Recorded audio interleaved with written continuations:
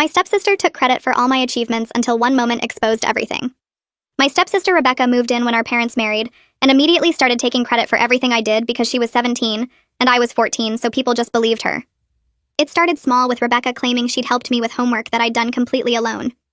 She'd wait until I went to bed, then show my parents my math assignments saying, "Look what I taught Jessie today, isn't she improving?" Taking credit for grades I earned myself while making me look like I needed her help. When I baked cookies for a school fundraiser, Rebecca took them and told everyone she'd made them and let me help measure ingredients. She stood there accepting compliments on my grandmother's recipe while I was in the bathroom. When I came back, people were thanking me for helping my talented sister. She did this with everything. I painted a portrait for art class, and Rebecca posted it online saying, "Teaching my little sister to paint, finally paying off, look what she made with my guidance." I'd never taken a single lesson from her, she didn't even own paintbrushes. When I won a short story competition, Rebecca told everyone she'd edited it extensively, and basically rewrote the whole thing. The teacher asked me why I hadn't credited my sister for her help, and I looked crazy saying I'd written every word myself. Rebecca was older and more confident, so everyone just assumed she was being modest when she said, "Jessie deserves the credit, I just helped a little." But she'd never even read it before I submitted it. My parents completely bought into this narrative. They'd praise Rebecca for being such a dedicated sister, always helping me succeed. They'd tell relatives that I was lucky to have Rebecca's tutoring, or I'd never achieve anything. Rebecca would fake humility saying, "Jessie has potential, she just needs direction," while stealing every accomplishment I worked for. When I learned to play guitar, Rebecca suddenly claimed she'd been teaching me for months. I'd taught myself from YouTube videos in my room with headphones on, but Rebecca convinced everyone she was some guitar virtuoso who'd graciously shared her knowledge. She couldn't play a single chord, but nobody ever asked her to prove it. The worst part was how she'd undermine me while stealing credit. She'd tell people, "Jessie tries so hard, but she needs a lot of support to get things right," making it seem like I was some struggling kid who needed her superior guidance to function.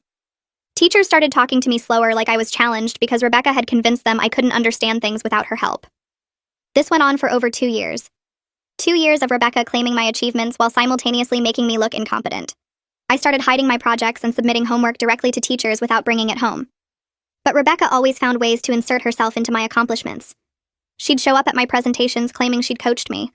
She'd tell judges at science fairs that she'd helped design my experiments. She even tried to accept an award on my behalf, once saying I was too shy to speak publicly. Everything imploded at the regional talent show. I'd been secretly preparing a piano piece for months, practicing at school where Rebecca couldn't claim she'd taught me.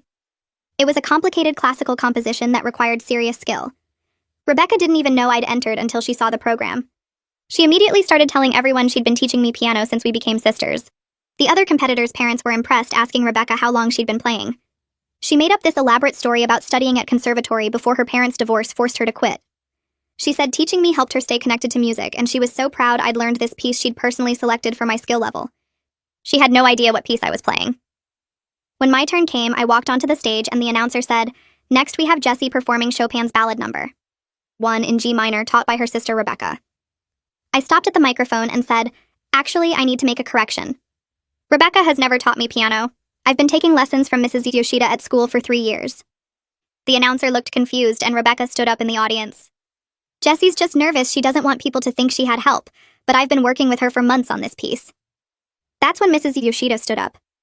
"That's interesting, Rebecca, because I've been teaching Jessie privately and I've never seen you at any of her lessons. Can you tell us what key this piece is in?" Rebecca went red and said, "I don't need to prove anything." Mrs. Yoshida continued, "The piece is in G minor, moving through multiple key modulations. Since you selected it for Jessie's skill level, surely you can tell us about the polyrhythms in the third section?" Rebecca stammered something about not remembering technical details. Someone's parent, who was a piano teacher, called out, "If you taught her this piece, you'd know it's one of Chopin's most difficult works. Nobody who can play this would forget those details." I sat at the piano and said, "Rebecca can't play piano. She can't play guitar either, or paint, or write, or do any of the things she's claimed to teach me. I'm going to perform now, and when I'm done, I challenge Rebecca to play even a basic scale." I played the piece perfectly.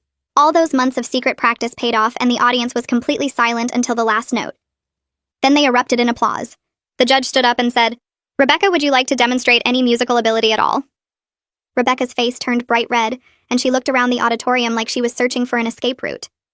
Penelope Harden stood up from her seat in the third row and repeated her question in a louder voice, asking what the polyrhythms were in the third section of the piece I'd just performed. The silence stretched out for what felt like forever, while everyone stared at Rebecca waiting for her answer. People started whispering to each other, and I could see some of them pulling out their phones, probably looking up information about the Chopin piece. Rebecca stammered something about not needing to prove herself to strangers, and her voice cracked in the middle of the sentence. She grabbed her purse from the seat next to her and practically ran up the aisle toward the exit doors. The heavy auditorium doors slammed behind her and the sound echoed through the whole room. I sat frozen at the piano bench watching her leave, and my hands were still shaking from playing the piece and from what had just happened. My palms felt sweaty against my thighs and I could feel my heart pounding, so hard I thought everyone could probably hear it.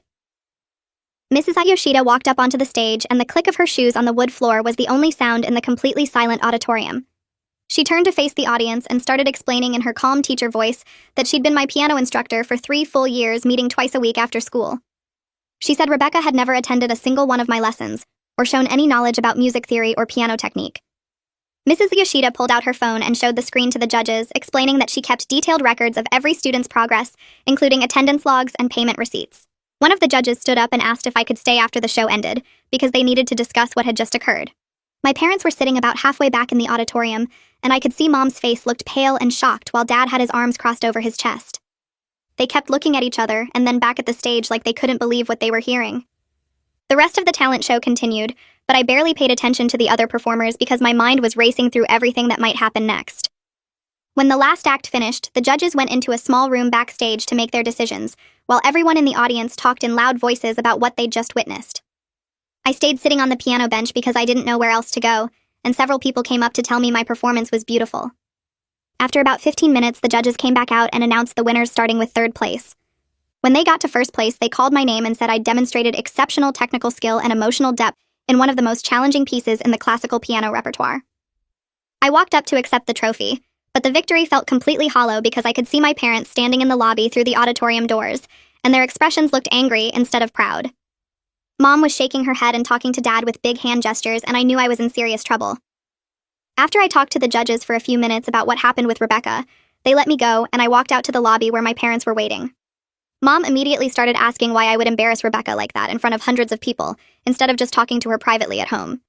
Dad said we needed to leave right now and go home for a family meeting about my behavior. I tried to explain that Rebecca had been lying about teaching me piano for months, but Mom cut me off, saying this wasn't the time or place for excuses. We walked to the parking lot and I could feel tears starting to burn behind my eyes, but I refused to let them fall. Rebecca had already left with her aunt who'd been sitting in the back row, so it was just the 3 of us driving home. The car ride felt like it took forever, even though our house was only 10 minutes from the school. Nobody said anything for the first few minutes, and I stared out the window watching the streetlights pass by in a blur. Then Mom broke the silence by saying she was so disappointed in me for choosing to humiliate my sister instead of sharing credit graciously like a good person would. I opened my mouth to explain that Rebecca never taught me anything about piano, but Dad interrupted, saying we would discuss everything at home, and I needed to stop talking right now. His voice had that edge to it that meant he was really mad, and arguing would only make things worse. I slumped down in the back seat and wrapped my arms around myself, feeling cold, even though the car heater was on. Rebecca had ridden home separately with her aunt who'd driven to the show, so she was probably already at the house telling her side of the story and making herself look like the victim. When we got home, Rebecca was sitting in the living room on the big couch with red puffy eyes like she'd been crying the whole drive. She looked up when we walked in and her face crumpled like she was about to start crying again. Before my parents could even take their coats off, Rebecca started talking in this shaky voice about how I'd been secretly planning this ambush for months because I was jealous of her. She said she'd only been trying to help build my confidence by giving me credit publicly, and now I'd repaid her kindness by making her look like a liar in front of everyone.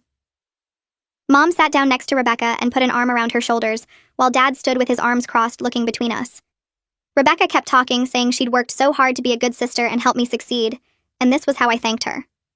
Mom was nodding along like Rebecca's story made perfect sense, and I felt panic rising in my chest because they were actually buying this revised version of events.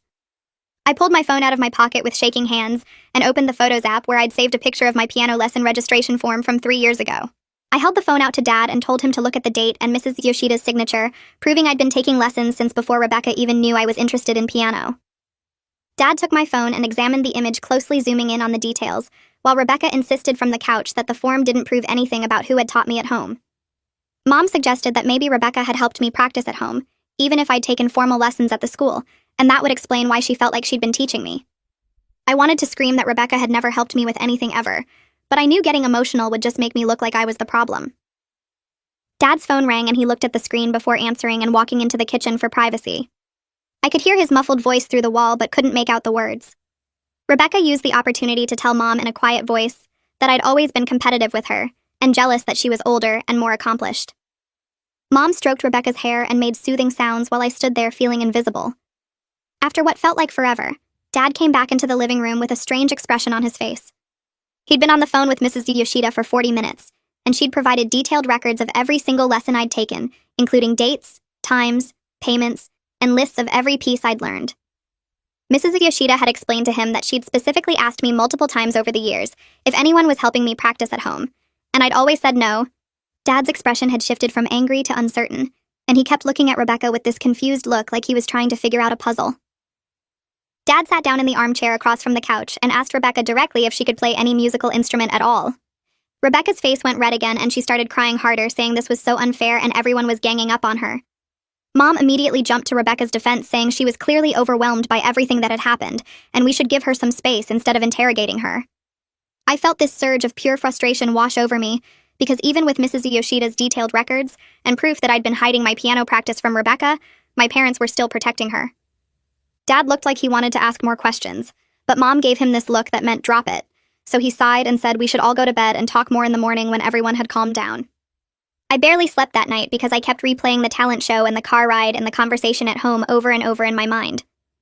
The next morning, I came downstairs and found Rebecca already in the kitchen with Mom making breakfast. Rebecca was telling Mom that maybe she'd exaggerated her role in my piano playing a little bit, but she definitely had helped me with my other achievements like guitar and art and writing. She said she'd been there supporting me and giving me advice even if she hadn't literally taught me every single note. Mom was nodding and flipping pancakes while saying that sounded reasonable, and maybe we all just needed to move forward without dwelling on the past. I poured myself orange juice and felt my stomach twist because Rebecca was already pivoting to defend all her other lies, and Mom was letting her do it. Monday morning came and I walked into school feeling nervous about what people would say after the talent show. 3 different teachers stopped me in the hallway before first period even started, saying they'd heard about what happened and wanted to talk to me. Faith Cooper, my art teacher, pulled me aside near the lockers and asked directly if Rebecca had really helped me with the portrait I'd painted last semester. I told her the complete truth that Rebecca had never helped me with anything in my entire life, and all those claims about teaching me were total lies. Faith's expression got really serious, and she said she needed to talk to the principal about this because she had some concerns about things Rebecca had told her in the past. First period felt like it dragged on forever because I kept thinking about Faith wanting to talk to the principal about Rebecca's lies. When the bell finally rang, Faith caught up with me in the hallway and asked if I could come to her classroom during my free period. I nodded and spent the next hour barely paying attention in algebra because my mind kept going over everything Rebecca had claimed about teaching me art. During my free period, I walked to Faith's classroom and found her sitting at her desk with a folder open in front of her. She looked up when I came in and gestured for me to sit down. Faith opened the folder and pulled out several printed emails showing messages Rebecca had sent her last year. The first one was from October, asking if Faith could mention Rebecca's mentorship when discussing my portrait project with other teachers. Rebecca had written 3 paragraphs about the advanced painting techniques she'd supposedly taught me and how proud she was of my progress under her guidance. Faith showed me another email from December where Rebecca asked if she could be listed as a teaching assistant for the spring semester art class. She'd claimed she had extensive experience instructing younger students and wanted to formalize her role in my artistic development. I felt sick reading these emails because Rebecca had been building this fake narrative with my teachers behind my back for over a year. Faith said she'd felt something was off at the time because Rebecca's descriptions of painting techniques were vague and sometimes incorrect. She'd responded politely but never followed through on listing Rebecca as any kind of assistant.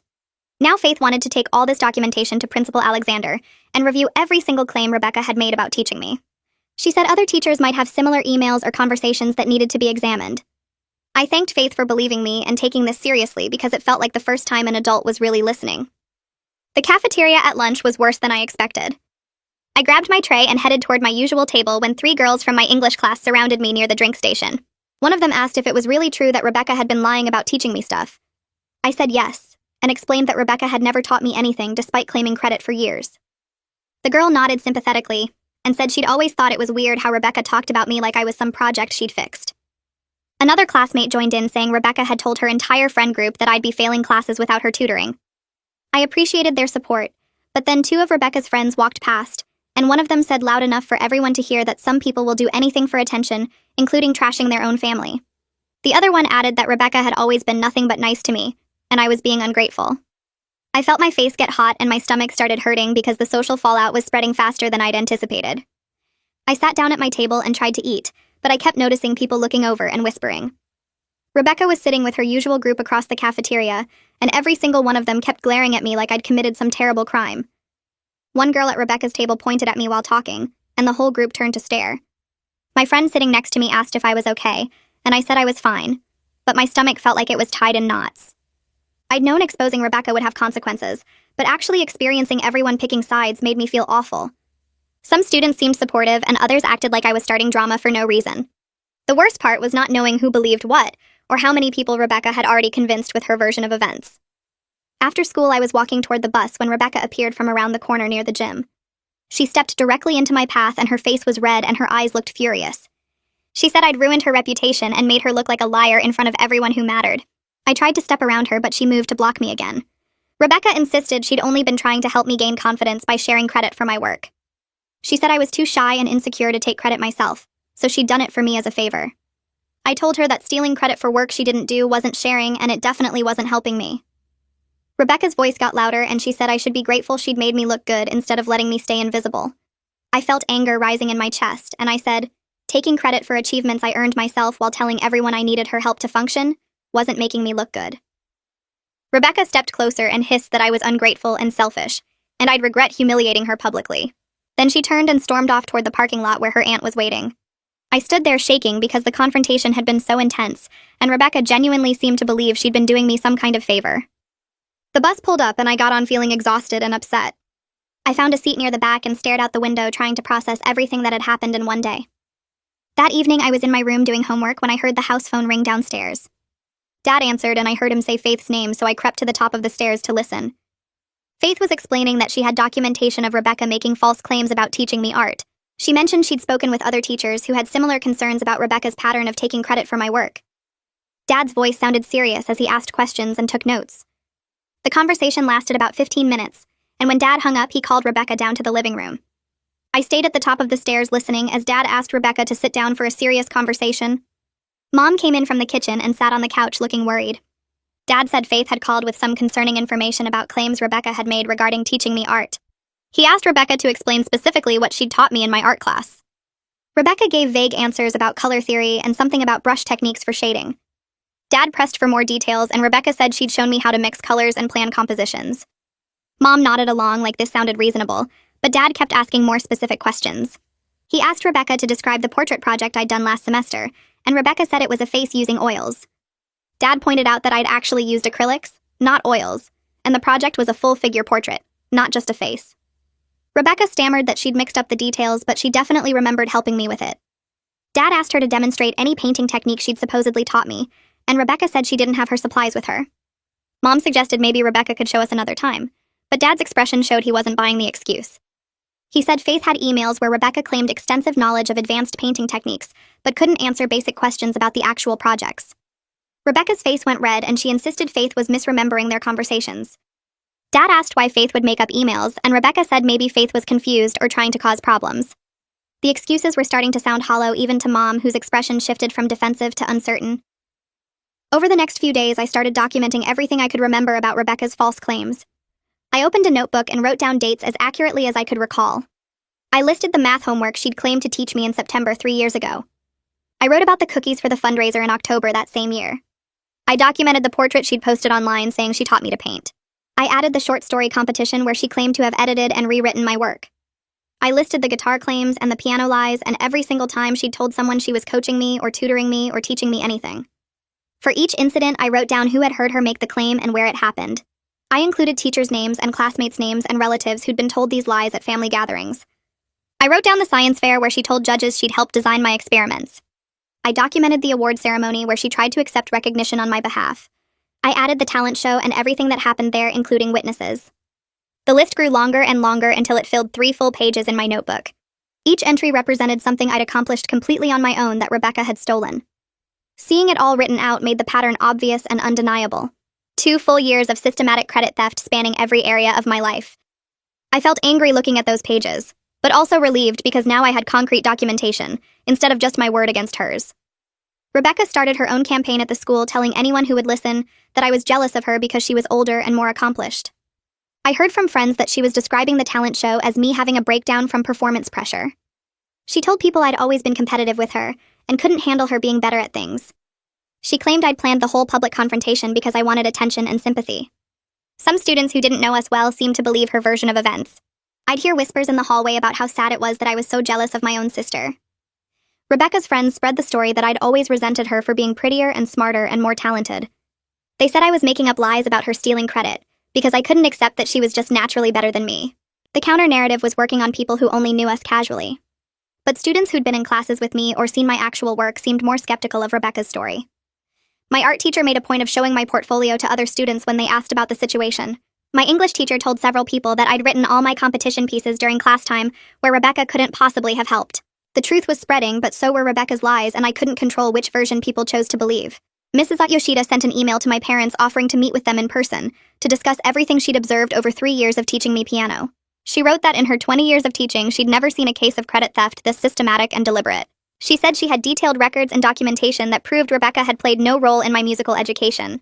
She offered several possible meeting times and said she felt it was important for my parents to understand the full scope of what had been happening. Mom read the email while I was eating breakfast and she looked upset. She said she didn't understand why Mrs. Yoshida was making such a big deal out of this. Dad said they should take the meeting seriously because Mrs. Yoshida was a respected teacher with no reason to lie. Mom argued that maybe everyone was overreacting and we should just move forward as a family. Dad insisted they needed to hear what Mrs. Yoshida had to say. They finally agreed to meet with her the following Tuesday after school. Mom seemed reluctant the whole time, like she still didn't want to face the truth about what Rebecca had done. Tuesday afternoon, my parents drove to the school for the meeting with Mrs. Yoshida. I waited in the music room while they talked in Mrs. Yoshida's office. The meeting lasted over an hour, and when they came out, Mom's eyes were red like she'd been crying.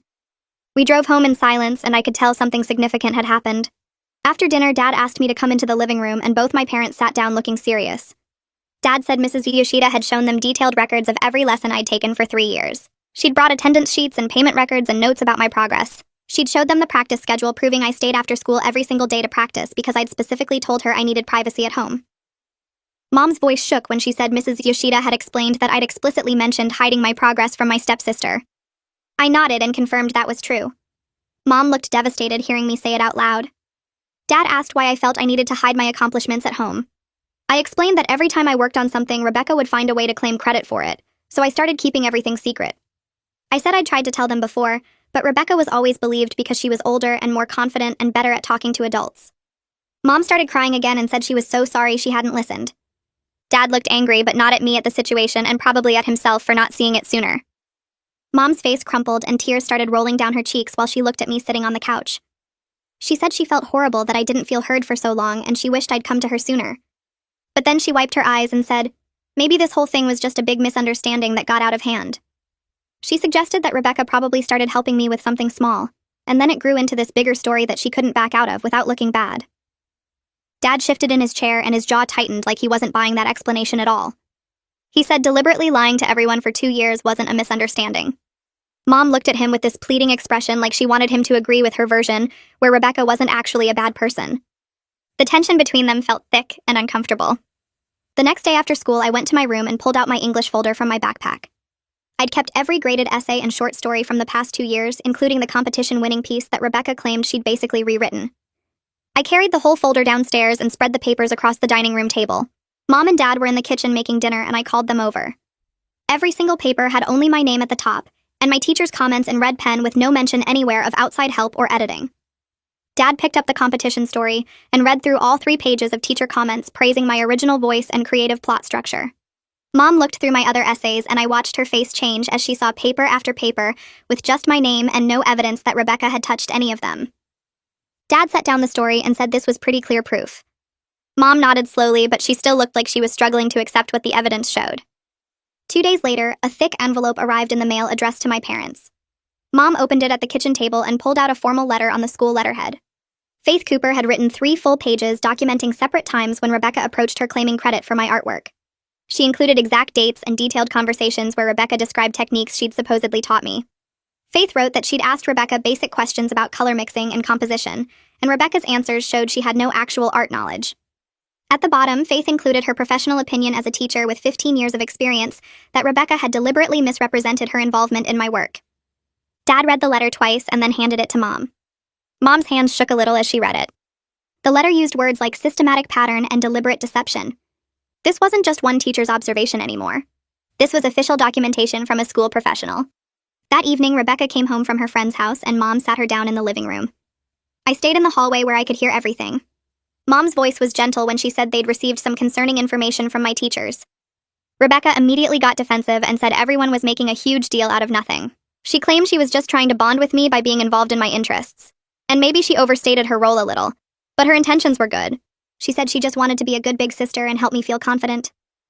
Mom's whole face softened and she reached over to squeeze Rebecca's hand. Mom said she understood that Rebecca was trying to connect with me, and that showed she cared.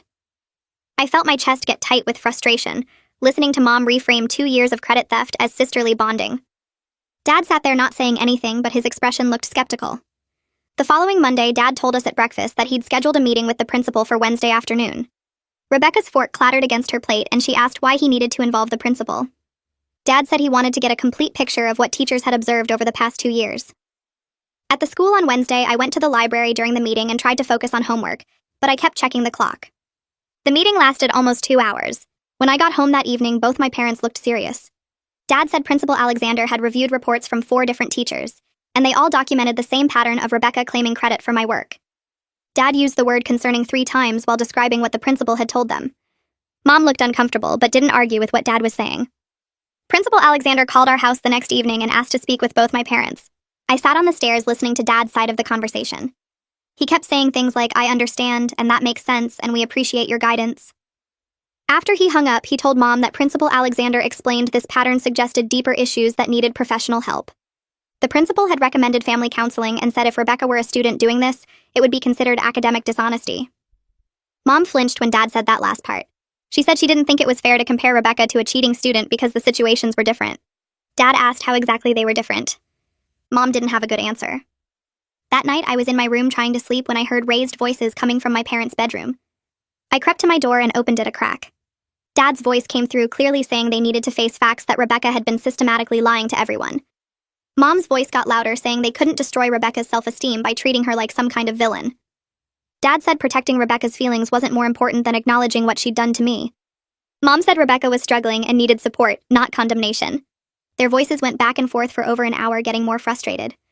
I heard Mom crying at one point. Eventually, everything went quiet, but I could tell neither of them had changed their mind. The next morning, Dad came into the kitchen where Rebecca and I were eating cereal and announced we were starting family counseling. His voice had this firm tone that meant he wasn't open to discussion. Rebecca's spoon stopped halfway to her mouth and she said she didn't need therapy. She said this whole thing was being blown way out of proportion and everyone was overreacting. Dad said it wasn't up for debate and we had our first appointment scheduled for Thursday. Mom stood by the counter looking torn between wanting to support Dad's decision and wanting to protect Rebecca from feeling attacked. She didn't say anything to contradict Dad, though. Rebecca shoved her bowl away and stomped upstairs. I just sat there feeling relieved that someone was finally taking this seriously. Thursday afternoon, we drove to a counseling office in a building downtown. The counselor's name was Alicia Zimmerman, and her office had comfortable chairs and tissues on every table. She asked us to introduce ourselves and explain why we were there.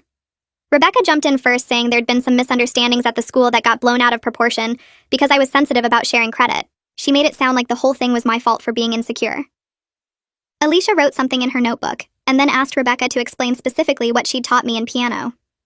Rebecca gave this long, vague answer about helping me understand rhythm and musical expression. Alicia asked what specific techniques Rebecca used to teach polyrhythms. Rebecca stammered that she didn't remember the exact methods. Alicia asked what key the Chopin piece was in. Rebecca said she wasn't sure off the top of her head. Even Mom looked skeptical now. Alicia took detailed notes the whole time and her face stayed neutral, but I could tell she was noticing how Rebecca couldn't answer basic questions. Then Alicia turned to me and asked how Rebecca's behavior had affected me over the past 2 years. I took a deep breath and explained that I'd started hiding all my work and achievements because I knew she'd find a way to steal credit. I said I stopped bringing projects home and practiced piano at the school instead of at home. I told her about teachers treating me like I was less capable because Rebecca had convinced them I needed constant help. I described feeling invisible in my own family because everything I did got credited to Rebecca. My voice cracked when I said I felt like nobody saw me for who I really was. Mom started crying again and reached for the tissue box. Dad's hand was clenched on the arm of his chair. Rebecca stared at the floor. Alicia wrote everything down and said we had a lot of work to do as a family. Our second counseling session happened the following week, and this time Alicia directed most of her questions at Rebecca. She asked Rebecca why she felt the need to claim credit for my work, and Rebecca immediately got defensive, saying the whole situation was being blown out of proportion. Alicia waited quietly until Rebecca ran out of steam, and then repeated the question more specifically, asking what Rebecca gained from pretending to teach me things she didn't know herself. Rebecca crossed her arms and stared at the floor for almost a full minute, before mumbling something about wanting to feel useful. Alicia leaned forward and asked her to speak up so everyone could hear. Rebecca said louder that she felt pressure to seem accomplished and helpful when she moved into our family. She admitted it started with small exaggerations about helping with homework, and then she couldn't figure out how to stop without admitting she'd been lying the whole time. Mom reached for tissues again, and Dad's jaw was tight. Alicia wrote notes and asked Rebecca if she understood how her behavior affected me and our family. Rebecca nodded but didn't elaborate, so Alicia pushed, asking her to use words. Rebecca said quietly that she knew it was wrong, but she didn't think anyone would find out. The honesty was almost worse than the lies, because it meant she'd actively calculated the risk of getting caught. Alicia set down her pen and explained in a calm but serious voice that this was a pattern of behavior that had damaged family trust and my sense of safety at home. She looked directly at my parents and said that Rebecca needed individual therapy to address whatever insecurities and self-esteem issues drove this compulsive credit theft.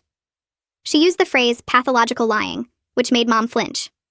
Alicia said family counseling would continue, but Rebecca needed specialized help to understand why she felt so inadequate that she had to steal her younger sister's accomplishments.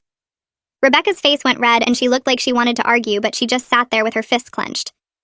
Dad asked what the next steps were, and Alicia said she'd provide referrals to therapists who specialized in adolescent behavioral issues.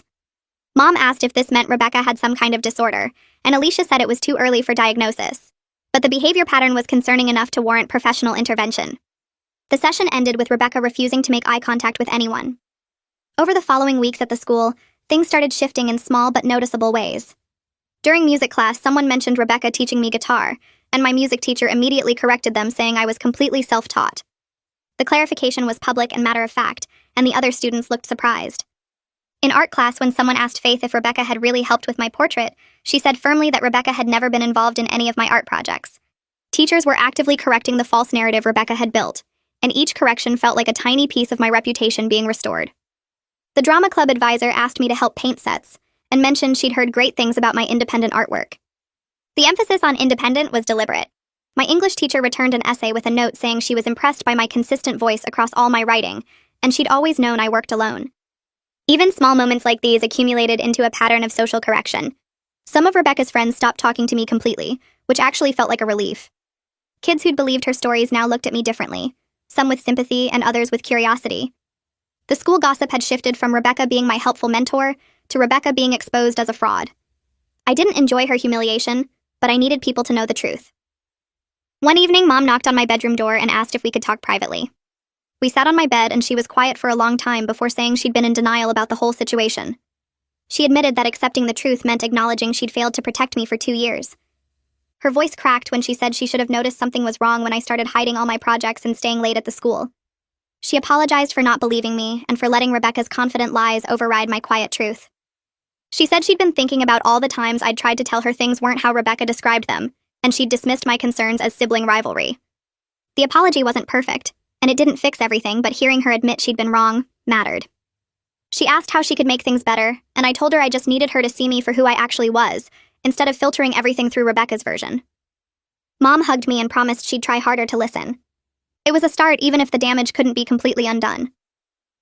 Dad called a family meeting that weekend and announced new household rules. He said Rebecca was not allowed to discuss my achievements with anyone outside the family, without my explicit permission. Any claims about teaching me or helping me with projects had to be completely truthful and verifiable. If Rebecca violated these rules, there would be serious consequences, including restrictions on her social activities and phone use. Rebecca sat on the couch looking sulky, but she agreed to the rules without argument. Dad also said that from now on, he and Mom would be asking me directly about my work and accomplishments, instead of getting information secondhand through Rebecca. The rules felt necessary, but also sad that we needed formal restrictions to prevent my sister from stealing credit for my life. Rebecca went upstairs immediately after the meeting, and I heard her door slam. The new boundaries created tension in the house, but they also created space for me to exist without constant theft. Rebecca started individual therapy with a woman named Dr. Fleming, who specialized in adolescent behavioral issues. After her third session, Dr. Fleming called my parents in for a consultation without Rebecca present. I wasn't included, but I heard Mom and Dad talking about it later. Dr. Fleming had explained that Rebecca had significant self-esteem issues masked by outward confidence and social skills. She'd apparently spent most of her childhood being compared to more accomplished cousins, and felt like she could never measure up. When she moved into our family and saw me succeeding easily at things she struggled with, it triggered intense inadequacy. Dr. Fleming said the credit theft was Rebecca's maladaptive coping mechanism for feeling worthless. Mom kept saying this explained so much, and Dad agreed it provided context, even if it didn't excuse the behavior. I understood Rebecca had issues, but I was tired of her problems being used to minimize what she'd done to me. Having an explanation for why someone hurt you doesn't make the hurt disappear. At the school, I started being more open about my work instead of hiding everything. When I won another writing competition for a short story about family dysfunction, I made sure everyone knew I'd written it completely independently. My English teacher announced my win in class and specifically mentioned that the piece demonstrated my unique voice and perspective. Several teachers went out of their way to publicly acknowledge my individual talent in ways that felt deliberate and supportive.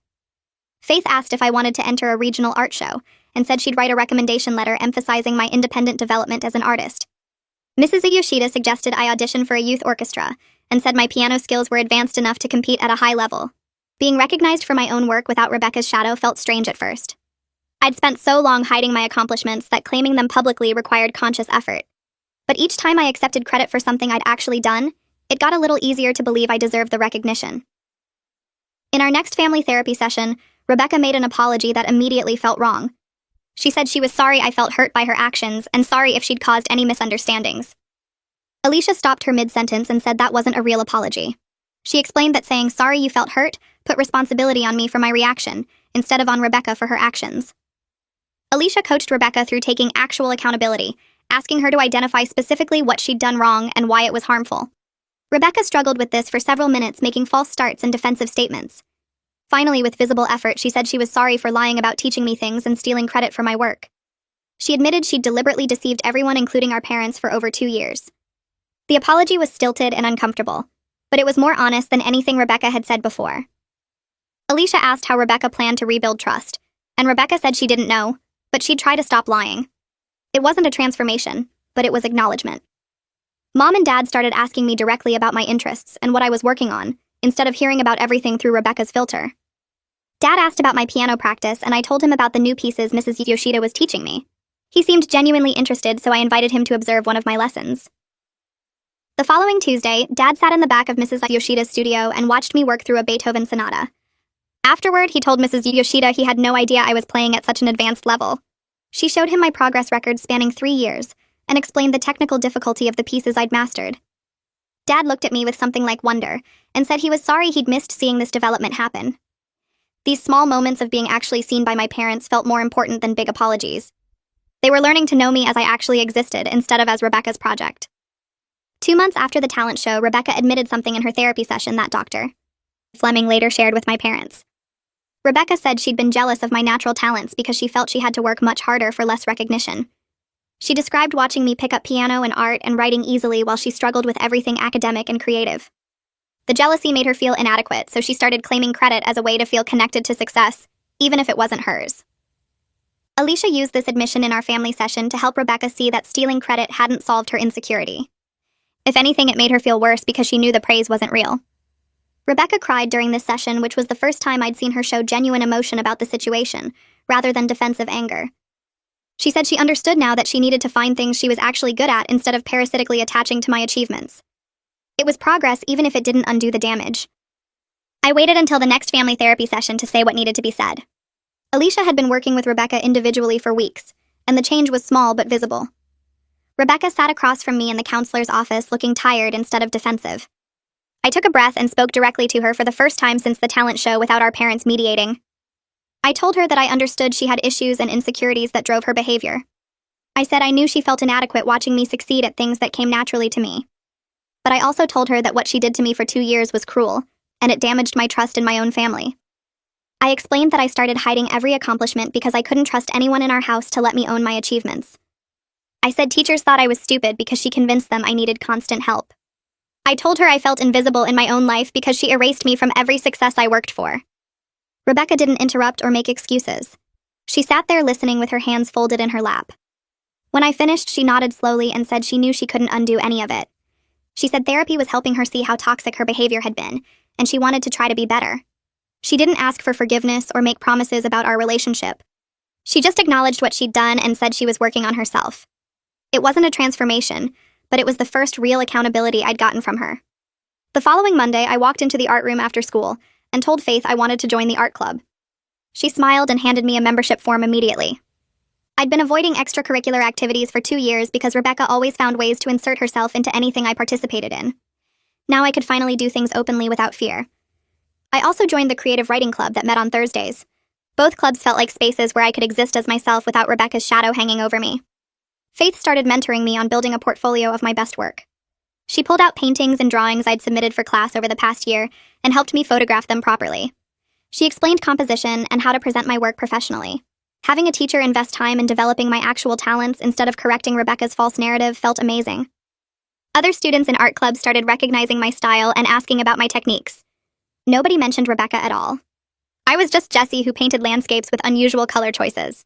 Being known for my own work instead of as Rebecca's supposed student felt like breathing clean air after years in a smoky room. Rebecca started showing up to dinner talking about debate team practice. At first I thought she was setting up another scheme to steal credit from someone else. But she kept going to practices and coming home with notes about argumentation strategies. She'd talk to Dad about logical fallacies and how to structure rebuttals. One night she mentioned winning a practice debate against a senior, and she seemed genuinely excited. Mom asked her about it, and Rebecca described her arguments in detail without claiming anyone had coached her or helped her prepare. She was owning her achievement completely. The debate coach told our parents that Rebecca had natural talent for public speaking and quick thinking under pressure. Having her own success seemed to reduce her need to parasitically attach to mine. We'd pass each other in the hallway at the school, and she'd be carrying debate materials instead of lurking near my classrooms. She found friends on the debate team who knew her for her actual skills. Watching her develop her own identity separate from stealing mine was strange but necessary. I didn't trust her completely, but I could see she was trying to build something real for herself. 3 months after the talent show, my parents called both of us into the living room for a family meeting. I felt my stomach tighten, expecting another lecture about family unity or forgiving Rebecca. Instead, Dad sat forward with his hands clasped and said they needed to acknowledge something important. He said they had failed to see the unhealthy dynamic that developed in our household. He admitted he was too quick to believe Rebecca because she seemed confident and helpful while I was younger and quieter. He said he should have questioned why I never wanted to share my work at home or why I practiced piano at the school instead of using our piano. Mom spoke next and said she was learning to question surface appearances. She explained that she'd always assumed older siblings naturally helped younger ones, and she never considered that Rebecca's involvement might be false. She apologized for dismissing my attempts to tell them the truth. She said watching me thrive now that Rebecca wasn't claiming credit showed her how much damage the dynamic had caused. They both said they were committed to creating a healthier family environment going forward. It wasn't a perfect apology, but it was real acknowledgement that they'd failed me. Alicia used our next family session to establish new communication patterns. She explained that our household had developed a hierarchy based on age and confidence level, rather than valuing everyone's voice equally. She had us practice scenarios where I could speak up about problems without being dismissed or talked over. We role-played situations where Rebecca tried to take credit, and I had to assert myself while my parents listened, instead of automatically believing the older sister. The exercises felt awkward and artificial, but Alicia insisted they were necessary to break old patterns. She made Rebecca practice asking about my activities without inserting herself into them. She had my parents practice checking facts before accepting Rebecca's claims. We spent an hour going through hypothetical situations and appropriate responses. Mom kept apologizing during the exercises, saying it felt silly to rehearse basic communication. Alicia explained that our family had normalized dysfunction for so long that we needed explicit practice doing things differently. By the end of the session, I felt exhausted, but slightly hopeful that things might actually change. Rebecca and I had a private conversation the following week where we established clear boundaries. We agreed that we would maintain polite distance and not pretend to be close sisters. We'd be civil at family dinners and acknowledge each other at the school, but we wouldn't hang out or share details about our lives. We wouldn't go to each other's events unless specifically invited. We wouldn't comment on each other's achievements or activities. The boundaries felt sad in some ways because stepsisters were supposed to bond and become friends. But pretending everything was fine would have been worse. Our relationship was functional, if not warm. We could exist in the same house without constant conflict, but we weren't going to force closeness that didn't exist. Both of us seemed relieved to have explicit rules instead of navigating unclear expectations. I didn't hate Rebecca anymore, but I didn't trust her either. The distance felt realistic given what had happened. I had another piano recital in early December, and this time Rebecca didn't attend. Mom asked if I wanted her to come, and I said no immediately. The relief on Rebecca's face when I declined was visible. She didn't want to watch me perform any more than I wanted her there. Mom and Dad came and sat in the front row with flowers. I played a Debussy piece and a Bach invention that Mrs. Yoshida had helped me prepare. After the performance, my parents waited in the lobby while other families congratulated their kids. When other parents approached to compliment my playing, Mom and Dad introduced me as their talented daughter, without any mention of Rebecca's involvement. Dad told one couple that I'd been taking lessons for years and working incredibly hard. Mom showed them a video she'd taken of my performance. Nobody asked about Rebecca or whether she'd taught me. The correction in how my parents presented me felt good. I was finally visible as myself instead of as Rebecca's supposed project. At the school, my reputation as an independent achiever became firmly established. New students who transferred in during the spring semester knew me for my own work. They'd heard I played piano and painted and wrote stories, but nobody mentioned Rebecca at all. Teachers started recommending me for advanced programs based on my individual merit. My English teacher nominated me for a regional writing workshop. Faith submitted my portfolio to a young artists showcase. The music department asked me to perform at the spring concert. All of these opportunities came from people recognizing my actual abilities instead of believing Rebecca's false narrative. I was finally visible as myself. Classmates would ask me for help with art projects or writing assignments. Nobody treated me like I needed assistance or spoke to me slowly. The 2 years of being seen as incompetent were finally being erased by consistent evidence of my real capabilities. Rebecca made genuine progress in her individual therapy sessions. Her therapist helped her develop healthier self-esteem, not based on taking credit for other people's work. One afternoon, Rebecca asked Mom to drive her to the school, and she went into the building for over an hour. When she came back out, Mom asked what she'd been doing. Rebecca said she'd apologized to several of my teachers for misleading them about teaching me. She'd gone to Faith's classroom and admitted she'd lied about helping with my artwork. She'd found my English teacher and confessed she'd never edited my writing. She'd tracked down Mrs. Yoshida and apologized for claiming she taught me piano.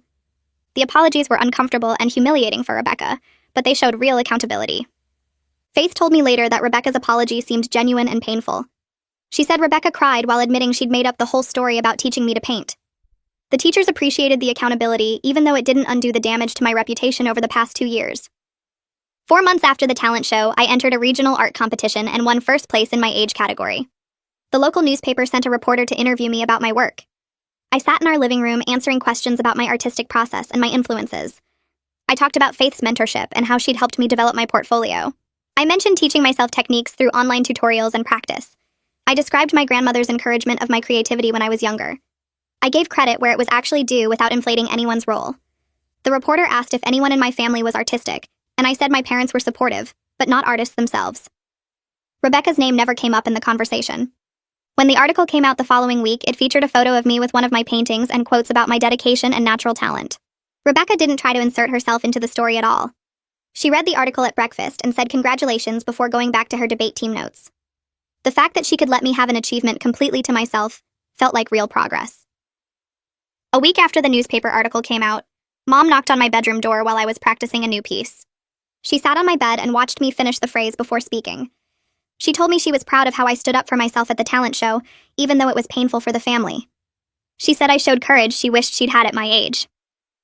Dad came in a few minutes later and agreed, adding that watching me advocate for myself taught him to listen better. They both apologized again for taking so long to see what was really happening. Mom's eyes got wet when she said she kept replaying moments from the past 2 years in her head, seeing them completely differently now. Dad squeezed my shoulder and said they were committed to making sure I felt heard and valued going forward. The conversation felt genuine in a way that previous apologies hadn't, like they were finally processing the full weight of what Rebecca had done. The following Tuesday, we had another family therapy session with Alicia. This time, she said Rebecca and I needed to have a direct conversation about everything that happened. Rebecca sat across from me looking uncomfortable but not defensive like she used to.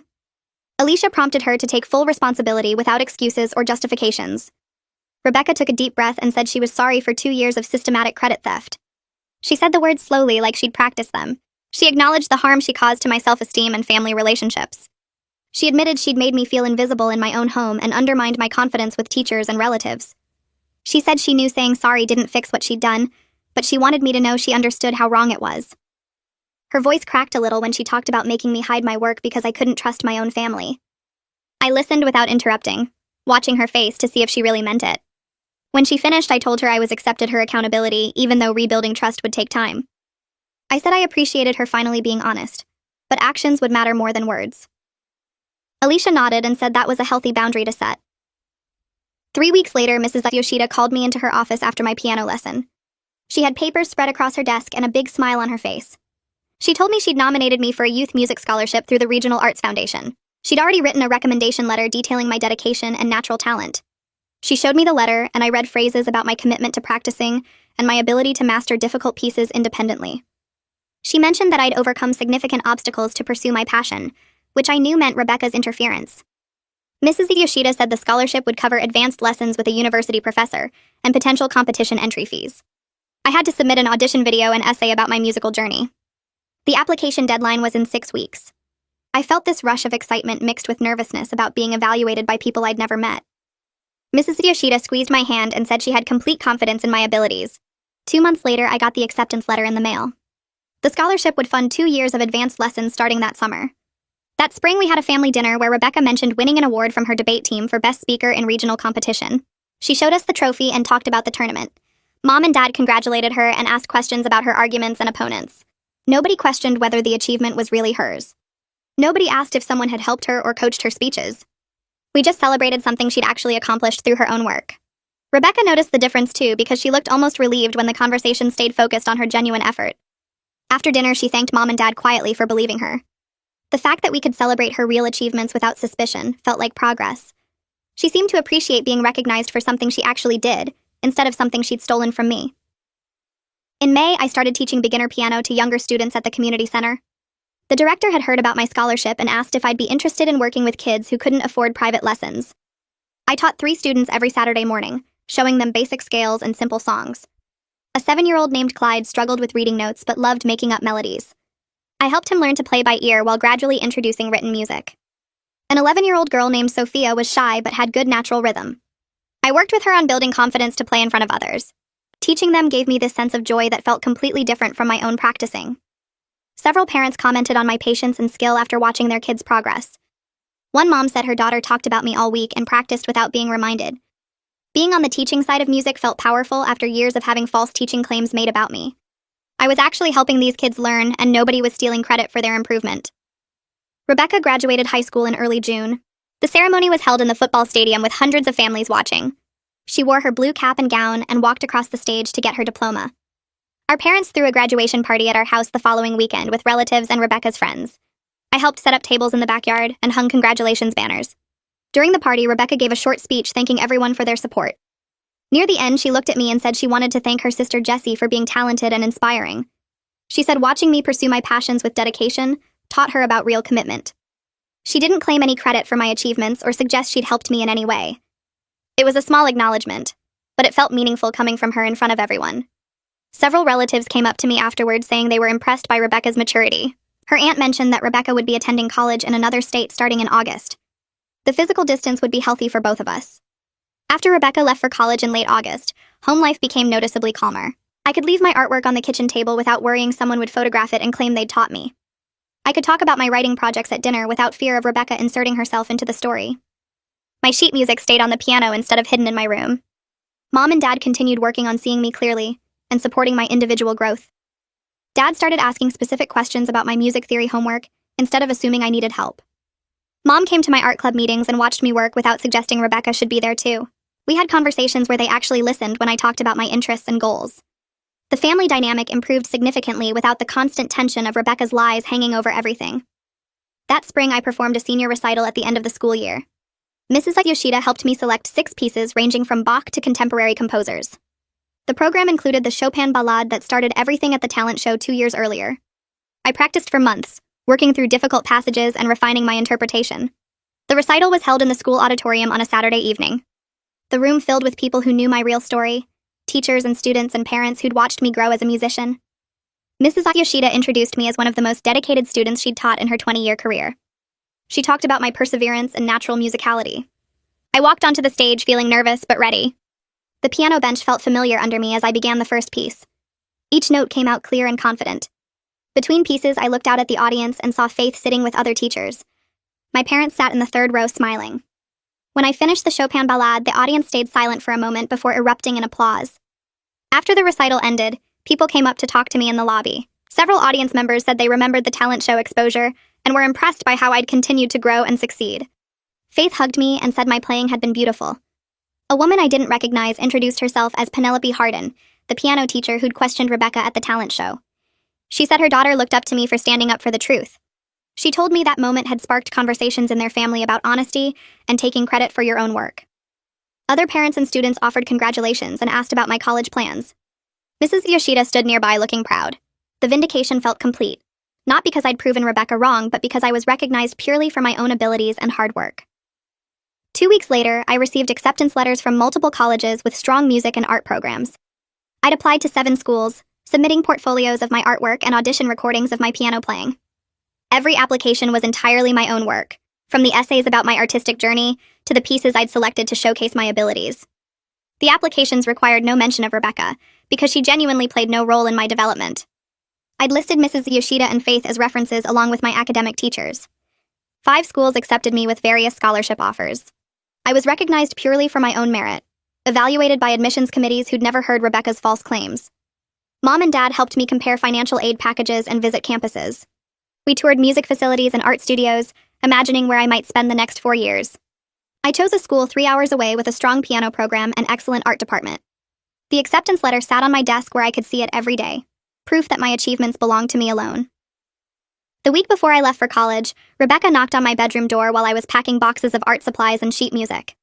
She stood in the doorway looking uncomfortable, picking at her fingernail polish the way she did when she was nervous.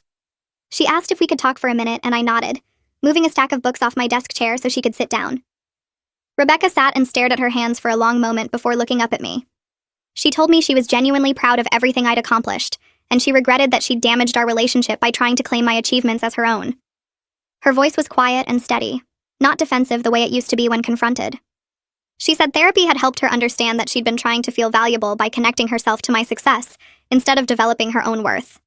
She admitted that watching me excel at so many things had made her feel inadequate, like she had nothing of her own to offer, so she'd convinced herself that being my mentor was her contribution. Rebecca said she knew now that was completely wrong and unfair to me, and she was sorry for the 2 years of lies and manipulation. She didn't make excuses or try to minimize what she'd done. I sat on my bed across from her, processing her words. I told her I appreciated the apology, and I could see she'd done real work in therapy. I said I hoped college would give her the chance to build an identity based on her actual strengths and interests, not borrowed from someone else's accomplishments. Rebecca nodded and said she was looking forward to starting fresh somewhere nobody knew her as my sister. We talked for another 20 minutes about practical things, like how we'd handle family holidays and whether we'd stay in touch regularly. We agreed to maintain polite distance and maybe someday rebuild a relationship based on honesty instead of the toxic dynamic we'd had. I told her I wasn't ready to be close, but I didn't hate her, and I understood she'd been struggling with her own issues. Rebecca stood up to leave and paused at the door, turning back to say she hoped I'd have an amazing college experience without her shadow hanging over everything. It wasn't a fairy tale reconciliation with tears and hugs, but it felt realistic and healthier than pretending everything was fine now. The morning I left for college, Dad loaded the last box into the car while Mom triple-checked that I had everything on the dorm packing list. The 3-hour drive was mostly quiet, with occasional conversation about my class schedule and roommate assignment. When we pulled up to the brick dormitory building, other families were already unloading cars and carrying furniture up the front steps. Dad grabbed the heaviest boxes while Mom carried my desk lamp and bedding. We made 4 trips up to the 3rd floor, passing other students and parents doing the same organized chaos of move-in day. My room was small with 2 beds, 2 desks, and 1 window overlooking the campus quad. My roommate hadn't arrived yet, so I picked the bed on the left and started unpacking. Mom made my bed with the sheets we'd bought specifically for the extra-long twin mattress, while Dad assembled the small bookshelf I'd brought. After an hour of unpacking and organizing, most of my belongings had found places in drawers and closet space. We went to lunch at a restaurant near campus, and Dad told me he was sorry it had taken a public confrontation at the talent show for them to see the truth about Rebecca's behavior. He said he felt guilty that I'd suffered for 2 years before they believed me, and he was grateful I'd had the courage to expose what was happening, even though it was uncomfortable for everyone. Mom reached across the table and squeezed my hand, saying that watching me continue to grow and succeed despite Rebecca's constant interference had shown her how genuinely strong I was. She said she'd been so focused on helping Rebecca adjust to the blended family that she'd failed to protect me from Rebecca's manipulation. Dad added that they'd both learned a hard lesson about listening to the quieter child instead of always believing the more confident one. I told them I appreciated the acknowledgement, and I was glad we'd all gotten help through family therapy. The rest of lunch was lighter, with Mom asking questions about my music scholarship and Dad wanting to know about the art facilities I'd toured during orientation. After my parents left and I finished unpacking, I sat at my new desk looking out the window at students walking across campus. My acceptance letter was pinned to the corkboard above the desk, along with the scholarship notification and a photo of me at my final recital. I thought about how the talent show confrontation 10 months ago had been the turning point where I stopped being invisible in my own life. Standing on that stage and publicly correcting the false narrative about Rebecca teaching me piano had been terrifying, but it had forced everyone to see the truth they'd been ignoring. I'd learned that speaking up for yourself isn't cruel even when it makes other people uncomfortable, and that real family support means being seen and believed, not just praised through someone else's lens. The months after the exposure had been hard, with family therapy sessions and difficult conversations, and the slow process of rebuilding trust. But those months had also shown me that I could advocate for myself and survive the fallout. I'd reclaimed my achievements and my identity, and now I was starting college as someone who was recognized for her own merit. My piano teacher knew my real skill level. My art teacher had documentation of my actual work. My college merit admissions file contained only my genuine accomplishments with no false claims attached. I was excited to build new achievements here that would be undeniably mine from the start, with no one stealing credit or undermining my competence. I opened my laptop and started exploring the music department website, looking at practice room schedules and upcoming recital opportunities. This was my fresh start, and for the first time in years, I felt completely free to succeed on my own terms.